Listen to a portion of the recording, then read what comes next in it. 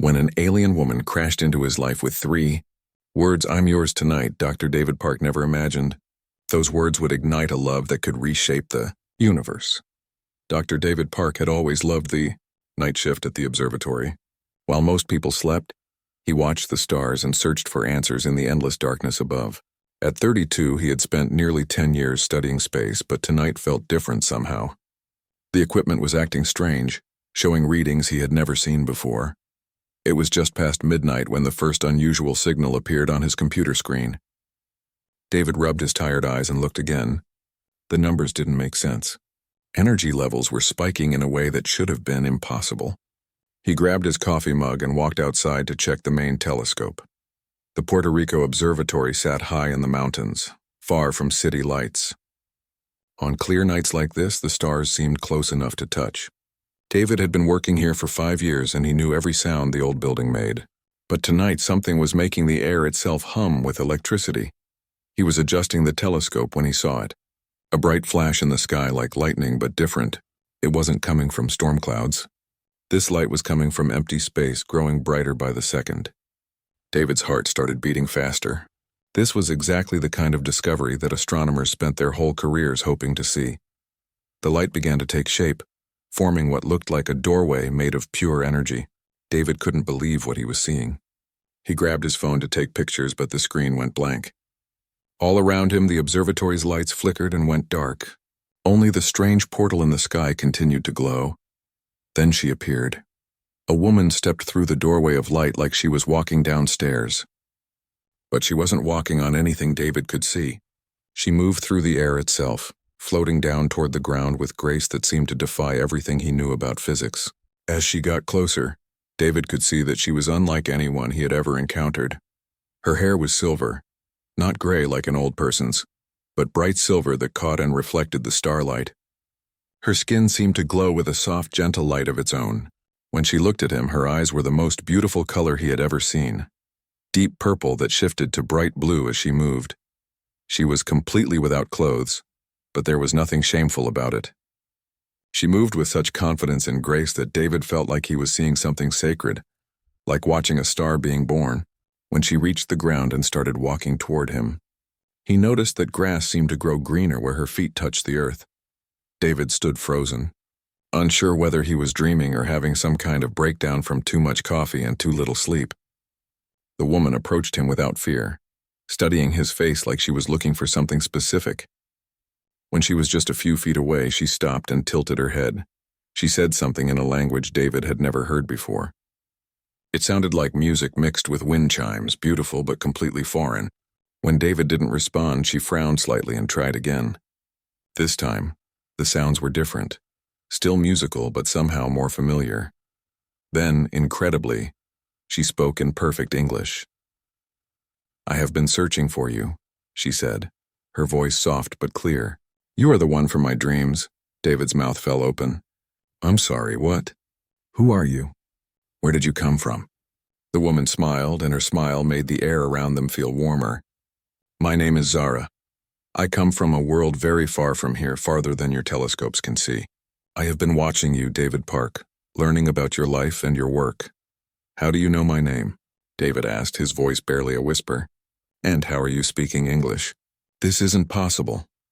Zara stepped closer, and David could feel energy radiating from her like heat from a fire. But it wasn't uncomfortable. It felt like being wrapped in the most perfect blanket on a cold night. "Many things are possible that your science has not yet discovered," she said gently. "I learned your language by sharing your dreams. I have been visiting your sleep for many months, preparing for this moment." David laughed, but it was the kind of laugh people make when they don't know whether to cry or scream.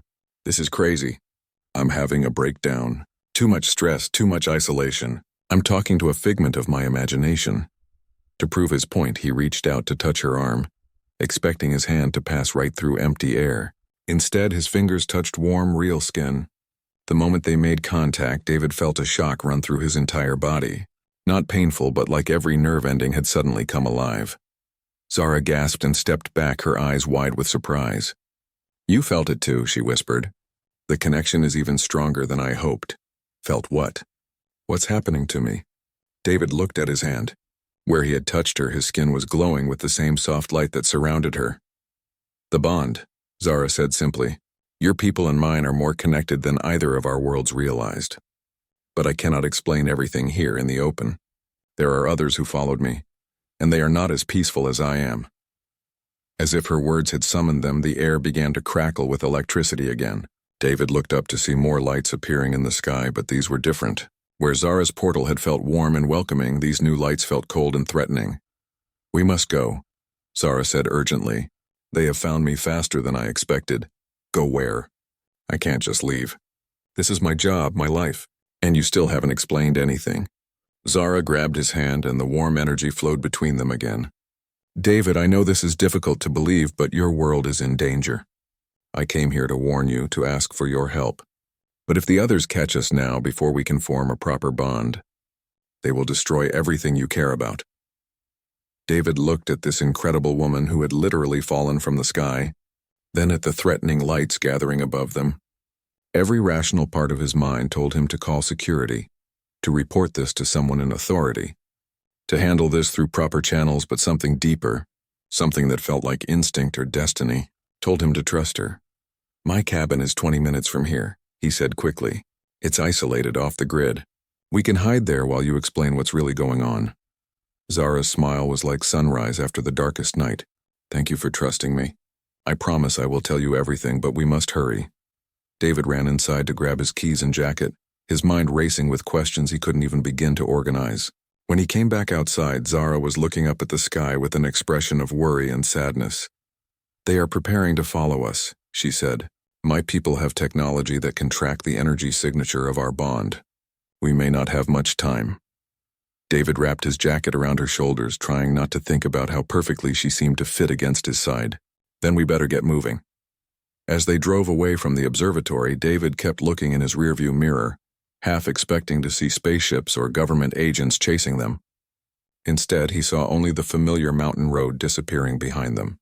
But in the distance, strange lights continued to dance across the sky, and David had the feeling that his quiet life as an astronomer had just ended forever. David's cabin sat at the end of a winding dirt road, hidden among tall pine trees. He had bought it 5 years ago when he wanted somewhere to escape from the world and focus on his research. Tonight, it felt like the perfect hiding place for the most impossible conversation of his life. Zara sat on his couch, still wrapped in his jacket, looking around the small room with curious eyes. She seemed particularly interested in his books and the photographs on his walls, pictures of nebulas, galaxies, and distant stars he had captured through his telescope over the years. "You truly love the cosmos," she said, touching one of the photos gently. "I can feel your passion for discovery in everything here." David made coffee with shaking hands, still trying to process what had happened. "Okay," he said, sitting across from her. "I need you to start from the beginning. What are you really? Where do you come from? And why do you keep saying we're connected?" Zara accepted the warm mug gratefully, wrapping her hands around it like she was cold. "My world is called Lyrili. It exists in what you call the Andromeda Galaxy, though we think of it simply as home. My people have been watching your planet for longer than your recorded history." "Watching us? Like spying on us?" "Not spying," Zara said quickly. "Studying, learning. Your species has something mine lost long ago, something we desperately need to survive." David leaned forward. What could we possibly have that an advanced alien civilization would need? Zara was quiet for a long moment, staring into her coffee. When she looked up, there were tears in her eyes, tears that seemed to glow like liquid starlight. "The ability to truly feel," she said softly. "To love, to connect, to care about someone more than yourself. My people have lived for thousands of your years, but somewhere along the way, we forgot how to feel real emotions. We became like beautiful machines going through the motions of life without really living." She stood up and walked to the window, looking out at the forest. "Our world is dying, David. Our sun is collapsing, and we need to work together to save everyone. But we can't. We've become so disconnected from each other that we can't even cooperate long enough to build the ships we need to evacuate our people." "That's terrible," David said, and he meant it. The idea of an entire civilization losing the ability to love was heartbreaking. "But I still don't understand what this has to do with me." Zara turned back to him, and her eyes were bright with hope. Our scientists discovered that humans have a unique emotional resonance. Your feelings are so strong, so pure that being near you helps us remember what we've lost. But it has to be a willing connection formed through genuine care. And you think I'm supposed to help with that? I don't think, David, I know. Zara came back to the couch, sitting closer to him this time. For months, I have been visiting your dreams, learning your language, your culture, your heart. Our technology can identify compatible souls across vast distances, and yours calls to mind like nothing I have ever experienced.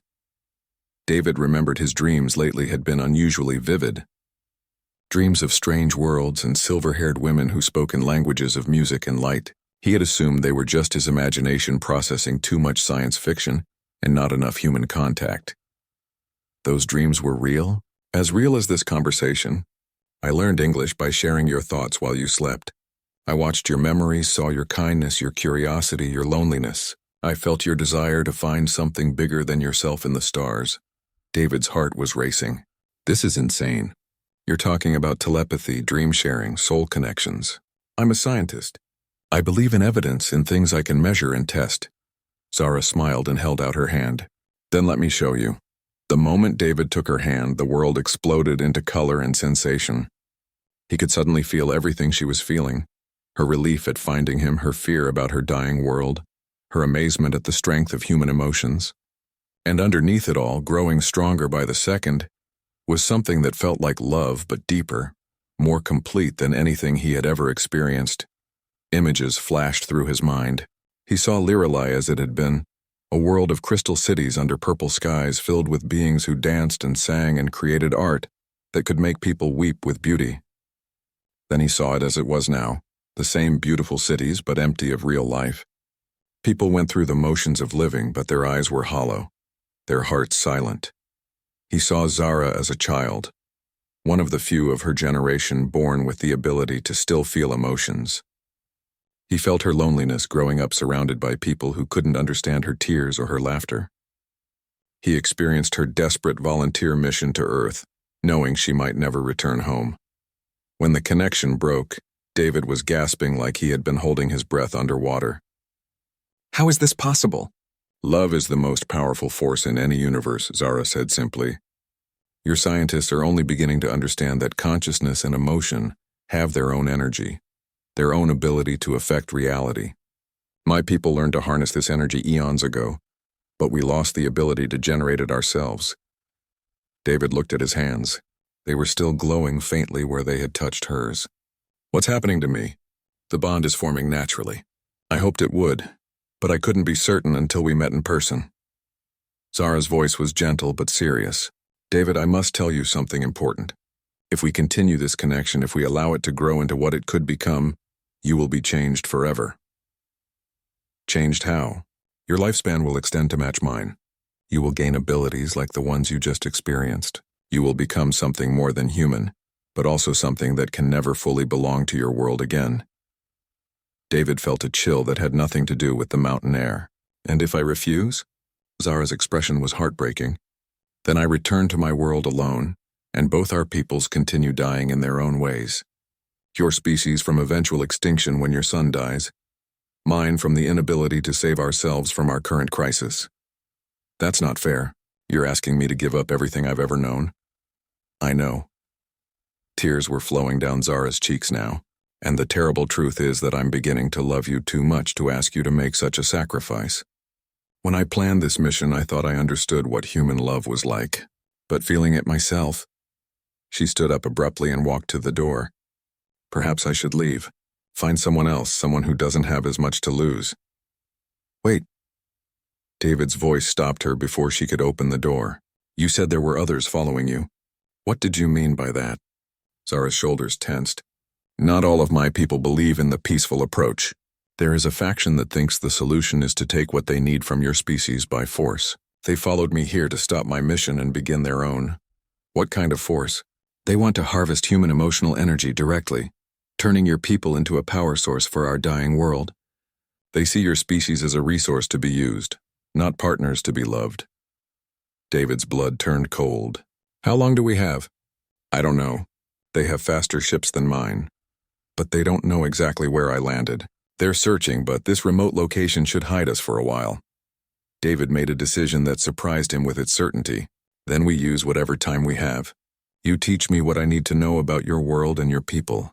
I'll help you figure out a better solution than either abandoning Earth or letting your people harvest us. Zara turned back to him, hope shining in her extraordinary eyes. You would do that?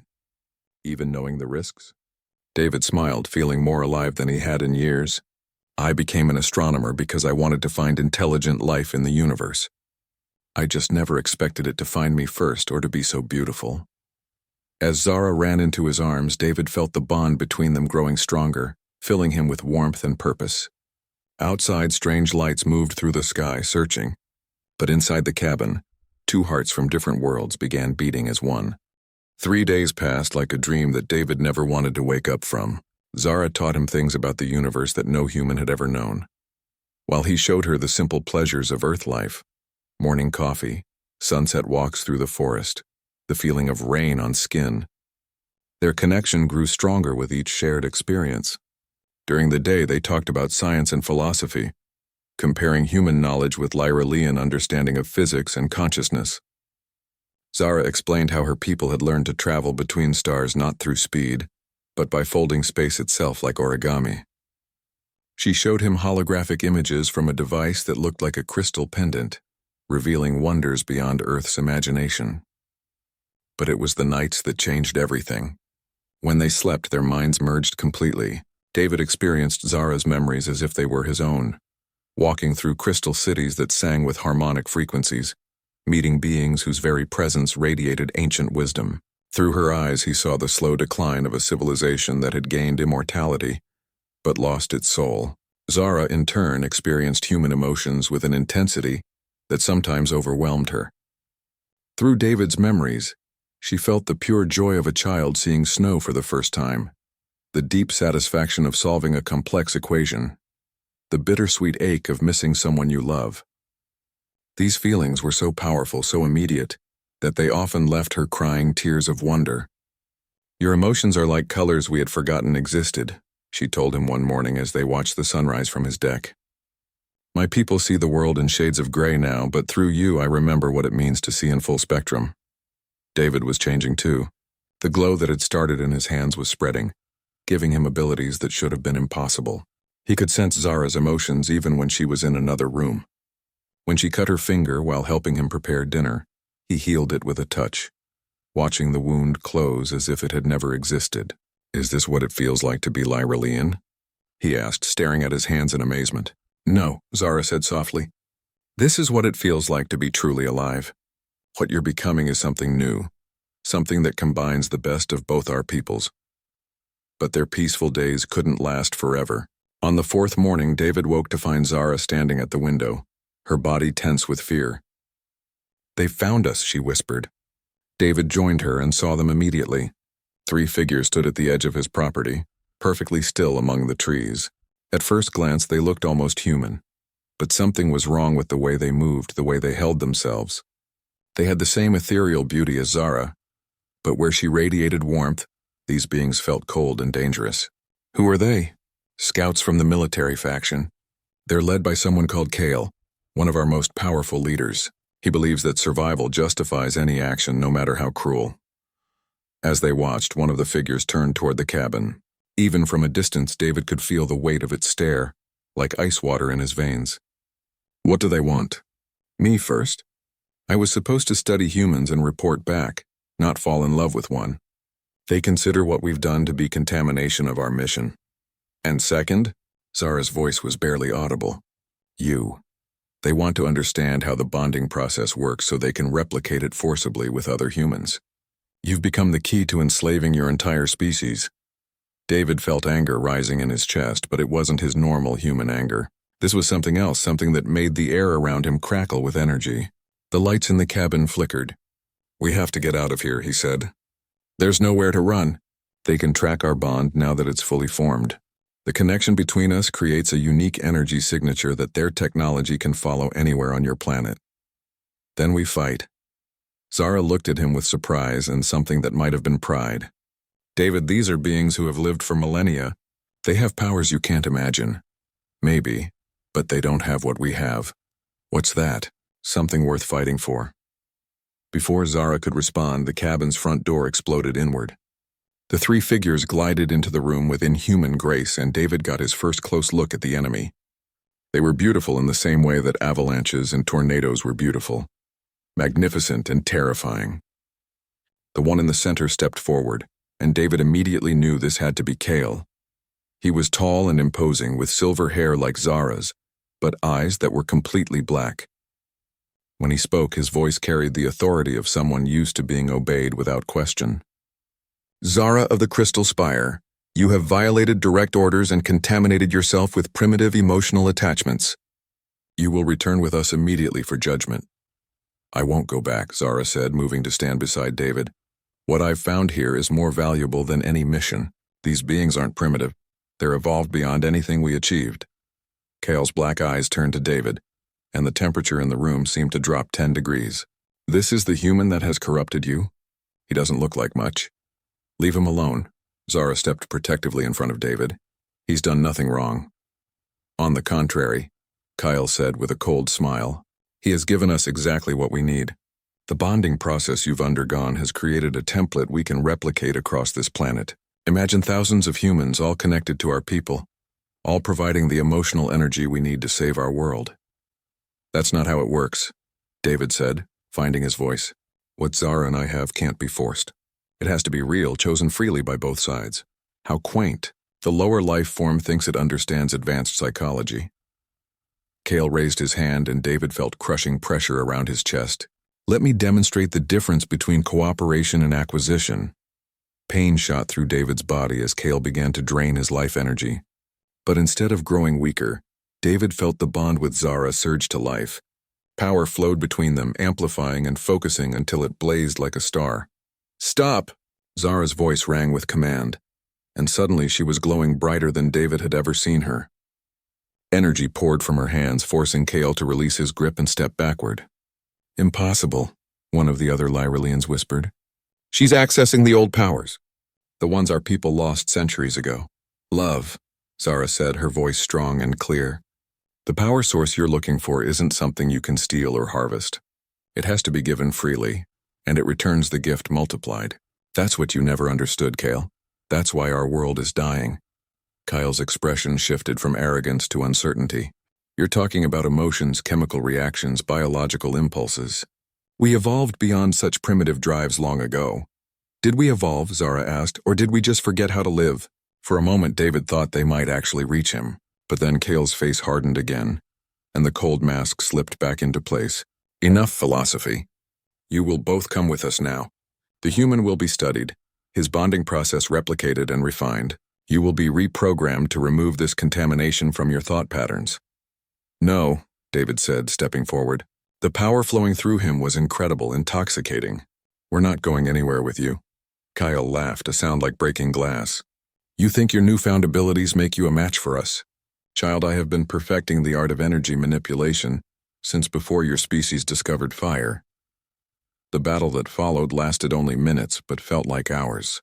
Kale and his scouts unleashed forces that shattered windows and splintered furniture, while David and Zara fought back with powers neither of them fully understood.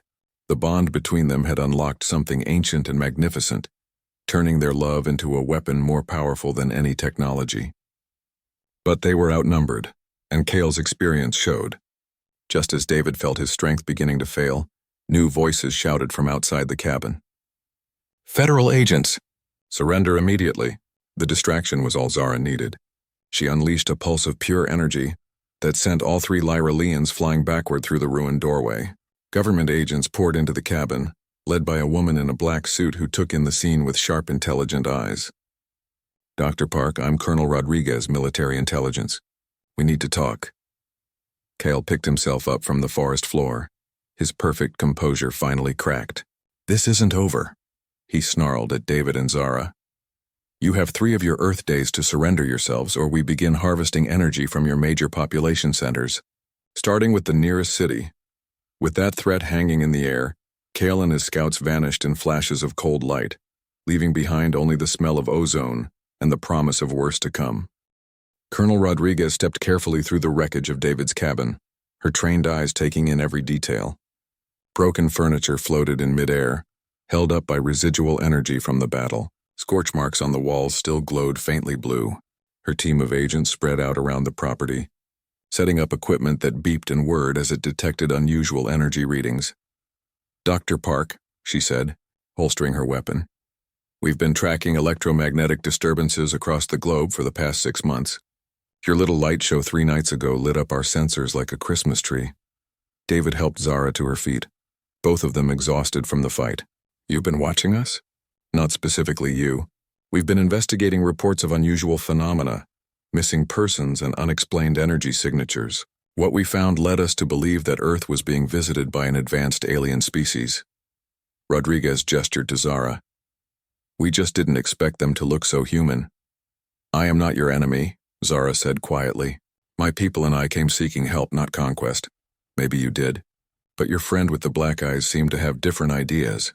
Rodriguez pulled out a tablet, swiping through what looked like satellite images. These photos were taken over major cities in the last 24 hours. London, Tokyo, New York, Mexico City. Strange lights appearing in the sky, then disappearing. Whatever that Kale person is planning, he's already started. David felt his heart sink. He's positioning his forces. That's our assessment too. And based on what we just witnessed, our conventional weapons won't be much use against them. Rodriguez looked directly at Zara. "Which is why we need your help." "My help?" Zara seemed surprised. "Your government would trust me after what you just saw?" "Trust is a strong word. But you fought against them, protected Dr. Park, and seemed genuinely horrified by their plans. That puts you on our side for now." Rodriguez gestured to one of her agents who brought over a briefcase full of electronic equipment. "We need to understand what we're dealing with. How many of them are there? What are their capabilities? How do we protect our people?"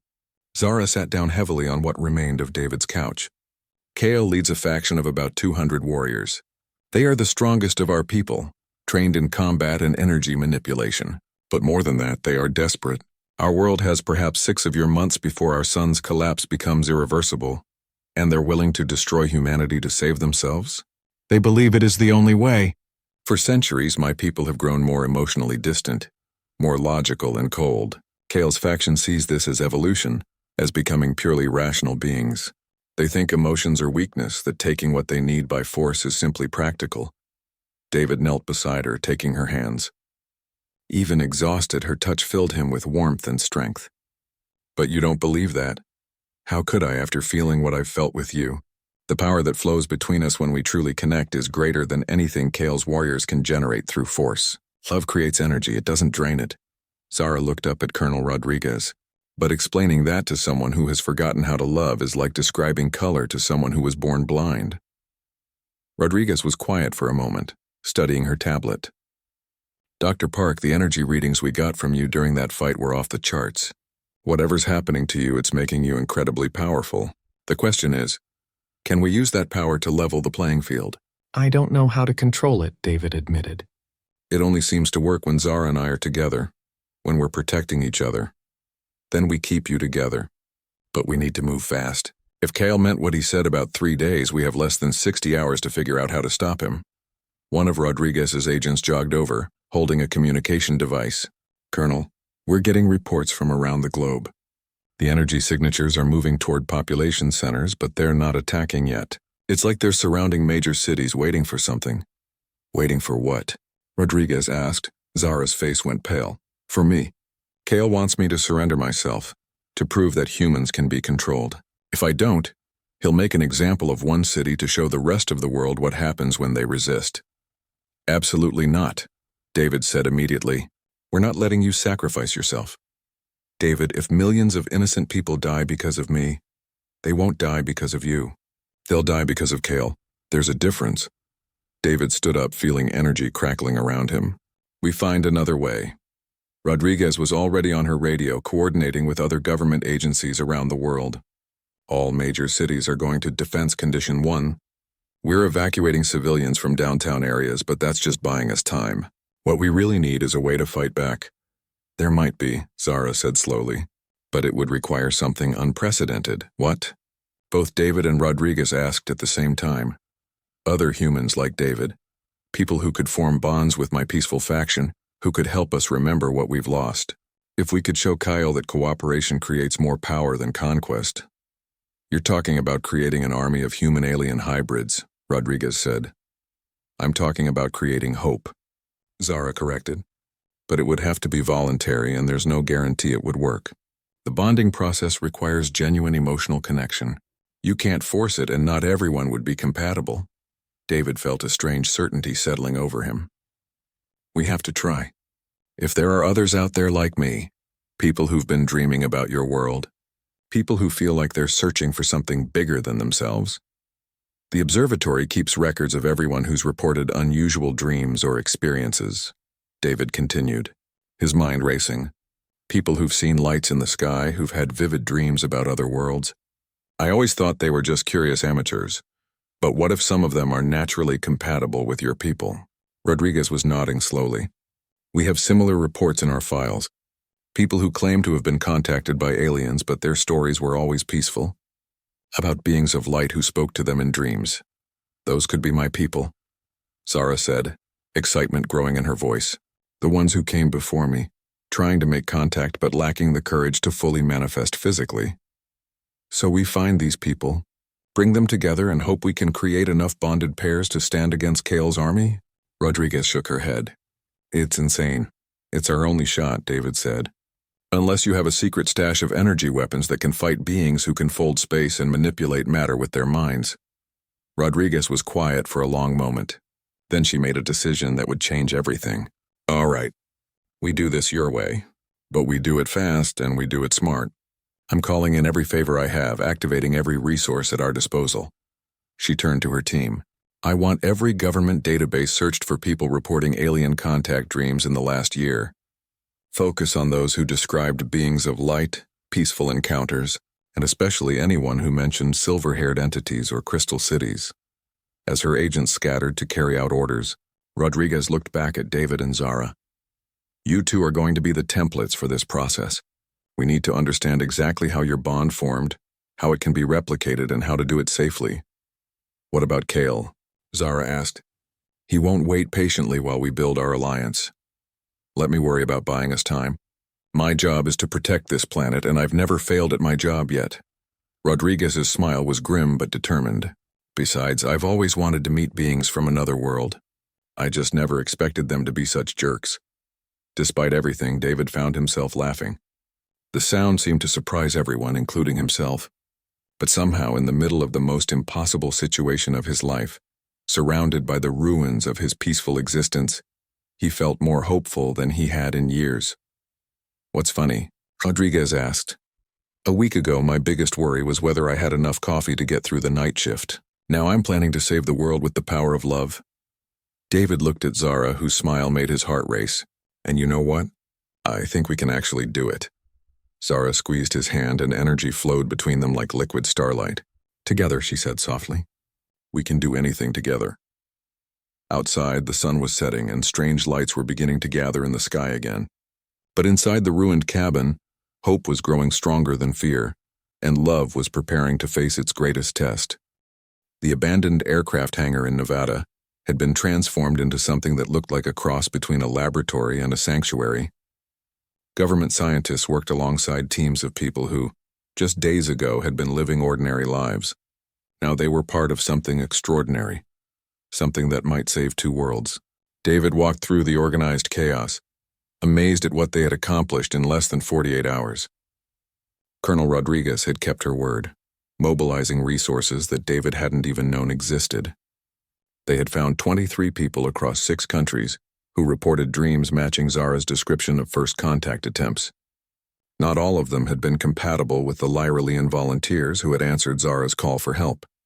Some connections fizzled out immediately, like trying to start a fire with wet wood. Others sparked briefly but couldn't sustain the energy needed for a full bond. But 8 pairs had succeeded, creating unions that blazed with the same power David and Zara shared. How are they adapting? Rodriguez asked, joining David as he observed the newest bonded pair practicing their abilities. Better than expected. The learning curve is steep, but love seems to be a universal teacher. David watched as a retired teacher named Helen worked with her Lyralian partner to lift several heavy crates using pure mental energy. The hard part isn't controlling the power, it's learning to trust it completely. And the others, Zara's peaceful faction, growing stronger by the hour. Every successful bond helps them remember what they used to be. Some of them are starting to feel emotions they haven't experienced in centuries. David pointed to a group of Lyralians who were sitting in a circle, holding hands with their human partners and simply talking. They're sharing stories, laughing, even crying. Kyle would probably consider them completely contaminated. Good, because we're going to need every advantage we can get. Rodriguez led David to a bank of monitors showing satellite feeds from around the world. The images were not encouraging. Dark shapes moved through the clouds above major cities, and energy readings spiked whenever they passed over population centers. Kale's forces are in position, Rodriguez continued. Our time is up. He's demanded that Zara surrender herself within the next 6 hours, or he begins what he's calling demonstration harvesting of human emotional energy. Any word on which city he'll target first? Intelligence suggests Los Angeles. Largest concentration of people on the West Coast. Maximum psychological impact. Rodriguez's jaw was tight with controlled anger. We're evacuating civilians, but there are limits to how many people we can move in such a short time. David felt the familiar surge of protective energy that came whenever someone threatened the people he cared about. But now it wasn't just about Zara. It was about Helen and her partner Thomas, about the young artist Jake who had bonded with a Lyralian scientist, about millions of innocent people who had no idea their world was about to change forever. We're ready, he said simply. Are you sure? 8 bonded pairs against 200 trained warriors doesn't sound like good odds. It's not about the numbers. It's about what we represent. David looked around at the humans and Lyralians working together, creating something neither species could have achieved alone. Kale's people are powerful, but they're running on empty. They've forgotten what they're fighting for. We haven't. Zara approached them, moving with the graceful confidence that David had come to love so much. But her expression was troubled. I've been in contact with more of my people, she said. There are others on our homeworld who are beginning to question Kale's methods. The bonds we've formed here are sending ripples of emotional energy back to Lyrali. People who haven't felt anything in decades are suddenly remembering what it means to care about something. That's good news, right? Rodriguez asked. Yes, but it's also made Kale more desperate. He knows his support is weakening. If he's going to act, it has to be soon before more of our people turn against him. Then we end this now, David said. We go to him. David, no. That's exactly what he wants. If we confront him directly, he'll use us as an example of what happens to those who oppose him. Maybe, or maybe seeing what we've become will show his followers that there's a better way. Rodriguez was already shaking her head. Absolutely not. We're not sending you into enemy territory based on hope and good intentions. You're not sending us, David said calmly. We're going. With or without official approval. Dr. Park, Colonel, respect. You've done everything you could to help us, and I'm grateful. But this isn't a military problem that can be solved with strategy and firepower. This is about proving that love is stronger than fear, and the only way to do that is to put ourselves on the line. Zara took his hand, and immediately David felt the support of all the other bonded pairs. They were connected now, part of a network of love and trust that spanned species and worlds. We go together, Zara said. All of us. If Kale wants a demonstration of power, we'll give him one he'll never forget. The journey to Los Angeles took place through methods that would have seemed impossible just a week earlier. The bonded pairs combined their abilities to create a form of travel that folded space around them, moving from Nevada to California in minutes rather than hours. They materialized on a rooftop in downtown LA, looking up at a sky filled with dark, threatening shapes. Kale's ships hung over the city like storm clouds, crackling with barely contained energy. Below, the streets were eerily empty as evacuation efforts continued. He's here, Zara whispered, pointing to the largest ship hovering directly over the city center. I can feel his presence. Then let's go have a chat, David said. What happened next would be remembered by witnesses as the most beautiful and terrifying thing they had ever seen. 8 pairs of bonded humans and Lyralians rose into the sky together, surrounded by a light that seemed to be made of pure love. They moved as one being, their combined will creating a force that made the very air sing with harmonics. Kale met them in the sky above the city, surrounded by his warriors. But when he saw what they had become, something changed in his expression. For just a moment, the cold mask slipped, and David glimpsed something that might have been wonder. Impossible, Kale breathed. You've created something new. We've remembered something old, Zara replied. Something you helped our people forget. The battle that followed wasn't really a battle at all. Kale's warriors attacked with the fury of the desperate, throwing energy blasts that could have leveled buildings. But the bonded pairs didn't fight back with violence. Instead, they surrounded each attacker with pure emotional energy, overwhelming them with feelings they had thought lost forever. One by one, Kale's soldiers stopped fighting. Some began to weep tears they hadn't shed in centuries. Others reached out tentatively toward the humans, seeking the connection they hadn't realized they were starving for. In the end, it was Kale himself who broke, faced with the combined love of 16 beings who had chosen to risk everything for each other. His armor of cold logic finally cracked. I remember, he whispered, falling to his knees in the sky. I remember what it felt like to care about someone more than myself. The crisis was over, but the real work was just beginning. In the months that followed, Earth became a bridge between worlds, a place where two species learned to heal together. David and Zara split their time between planets, helping others form the connections that would save both civilizations. Standing on the observation deck of the space station they had built together, looking out at portals that connected Earth to Lyrelai, David marveled at how much had changed. The scared astronomer who had been working alone in an observatory felt like a different person entirely. Any regrets? Zara asked, joining him at the viewing port. David smiled, watching ships full of humans and Lyrelians traveling freely between worlds, carrying love and hope to the stars. Just one, he said, pulling her close. I wish I'd met you sooner. Zara laughed, the sound like music that could heal broken hearts. We had exactly the time we were meant to have, and now we have forever. Outside, the universe stretched endlessly in all directions, full of possibilities neither of them had imagined. But inside their shared heart there was only one truth that mattered. Love had found a way, just as it always does.